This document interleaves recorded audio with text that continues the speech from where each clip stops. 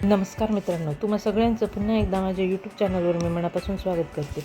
आजच्या व्हिडिओमध्ये आपण संकलित मूल्यमापन द्वितीय सत्र इयत्ता 7वीचा समाजशास्त्र या विषयाचा पेपर पाहतोय. मित्रांनो, गुण आहेत 50. येणाऱ्या परीक्षेच्या दृष्टीने आपण तयारी करून घेत आहोत. येणाऱ्या परीक्षेत तुम्हाला जास्तीत जास्त गुण मिळावे यासाठी आपण ही प्रश्नपत्रिका सोडून घेत आहोत. बघा तर मग पहिला प्रश्न आहे, रिकाम्या जागी कंसातील योग्य शब्द भरा. गुण आहेत 4. पहिला आहे, शिवाजी महाराजांनी बांधलेल्या जलदुर्गापैकी मालवणचा टिंबटिंब हा सागरी किल्ला आहे. तर त्याचं उत्तर आहे मित्रांनो सिंधुदुर्ग. कुठला? सिंधुदुर्ग. इथे लिहिणार सिंधुदुर्ग. दुसरं पहा, शिवाजी अँड हिज टाइम्स हा ग्रंथ टिंबटिंब यांनी लिहिला. तर तो कोणी लिहिला? सर जदुनाथ सरकार. 2 मध्ये तुम्ही हे उत्तर लिहिणार.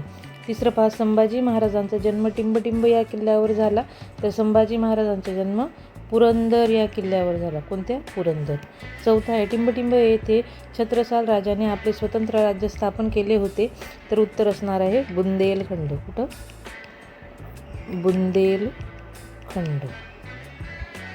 पुढे पुढच्या प्रश्नाकडे ब, नावे लिहा. फक्त 3 गुण आहेत 3. पहिला आहे, गोव्याच्या लढाईत पराक्रमाची शर्त करणारा कोण होता? तो यसाजी कंक. दुसरं, शाहू महाराजांनी नेमणूक केलेला पहिला पेशवा बाळाजी विश्वनाथ. बाळाजी विश्वनाथ. नंतर, इंदोरच्या राज्यकारभाराची सूत्र सांभाळणाऱ्या अहिल्याबाई होळकर. अहिल्याबाई होळकर. चौथा आहे, शिवजयंती उत्सवाच्या माध्यमातून राष्ट्रीय जनजागृती करणारे ते होते लोकमान्य टिळक.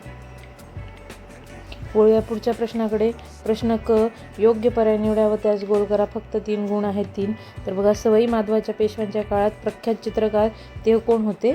बारमाराचा प्रमुख कोण होता? ते होते कान्होजी आंग्रे. बघा, तिसरं आहे, पानिपतच्या लढाईत मराठ्यांचे नेतृत्व कोणी केले होते? तर सदाशिवराव भाऊ. चौथा आहे, बालाजी विश्वनाथ हा टिंबटिंब गावाचा राहणारा होता. तर तो कोणत्या? श्रीवर्धन या गावाचा राहणारा होता.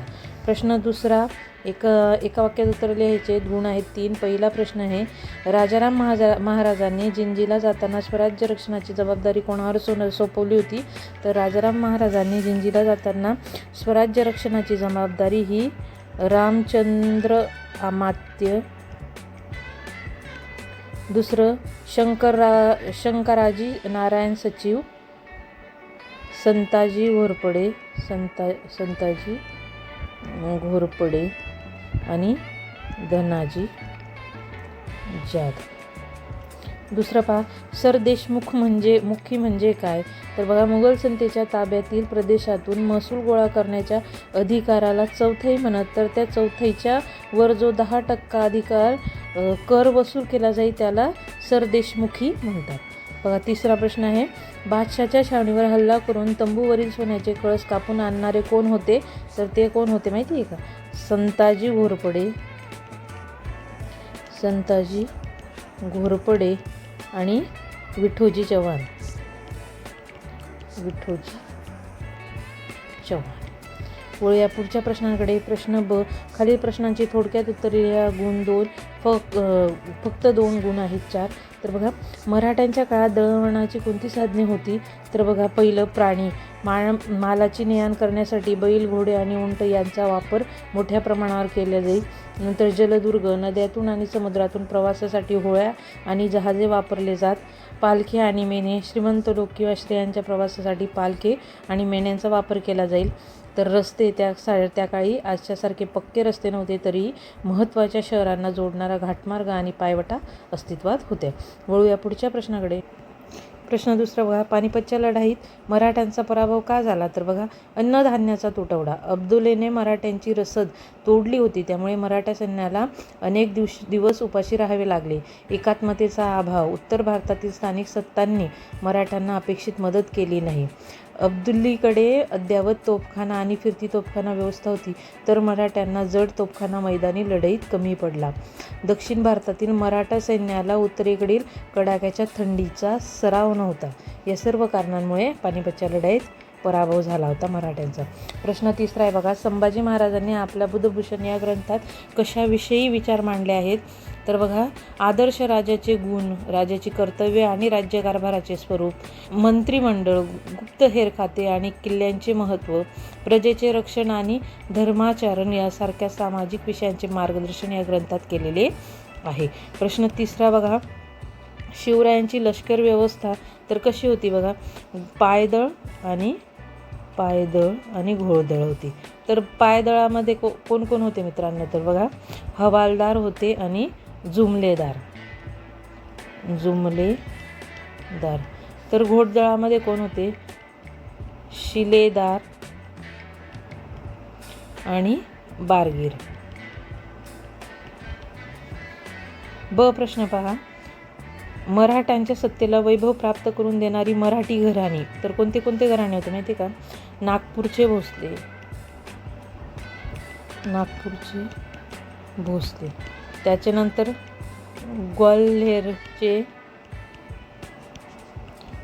शिंदे, नंतर इंदूरचे होळकर आणि बडोद्याचे गायकवाड. वळूया पुढच्या प्रश्नाकडे. बघा, प्रश्न 4 आहे, रिकाम्या जागी योग्य शब्द भरा. 6 ते 14 वयोगटातील सर्व मुला-मुलींना टिंबटिंब घेण्याचा मूलभूत अधिकार आहे. तर काय मित्रांनो? शिक्षण घेण्याचा मूलभूत अधिकार.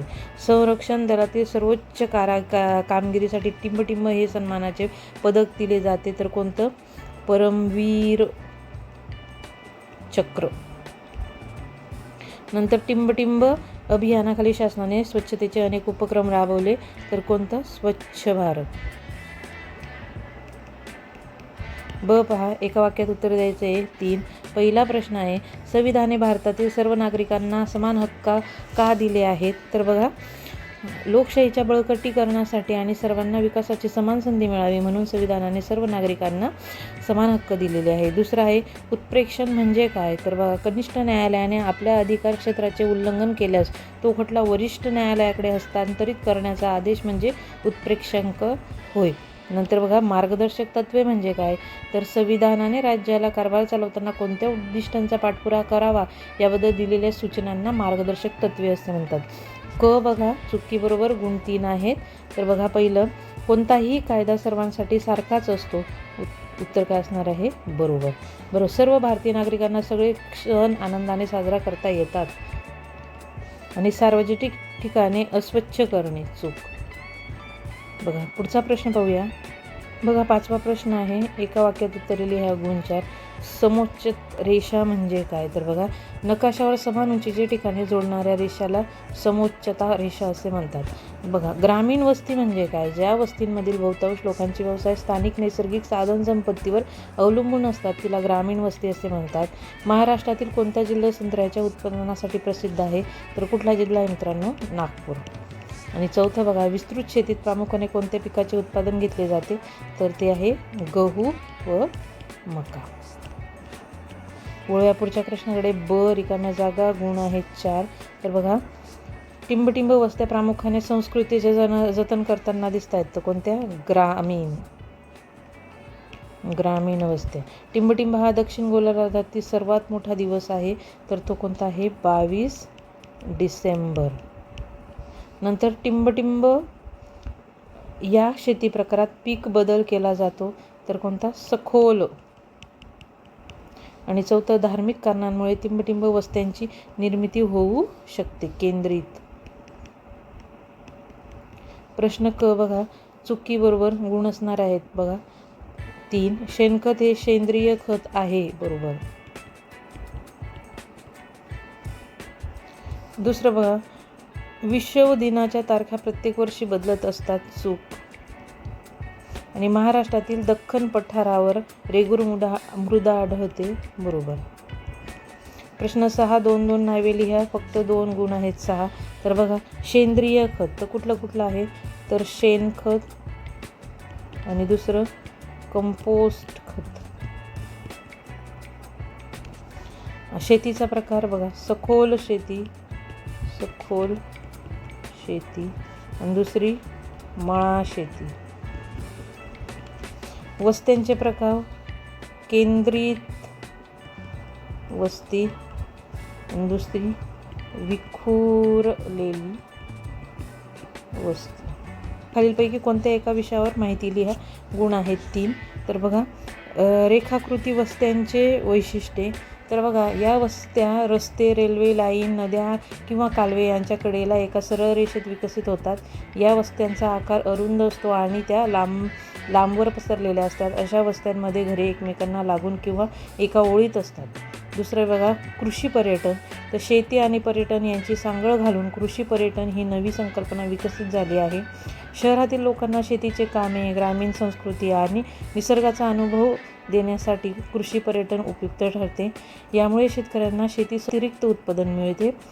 प्रदूषणमुक्त वातावरण आणि ताजी फळे, भाजीपाला याचा आस्वाद पर्यटकांना घेता येतो. चला तर मित्रांनो, आजच्या व्हिडिओमध्ये इथेच थांबूया. व्हिडिओ आवडल्यास लाईक, शेअर, कमेंट करायला विसरू नका. चॅनलवर पहिल्यांदा आला असाल तर चॅनल नक्की सबस्क्राईब करा. माझ्या चॅनलवरती असेच नवनवीन व्हिडिओ मी तुमच्यासाठी घेऊन येत राहील. तुम्हाला येणाऱ्या परीक्षेसाठी खूप खूप शुभेच्छा.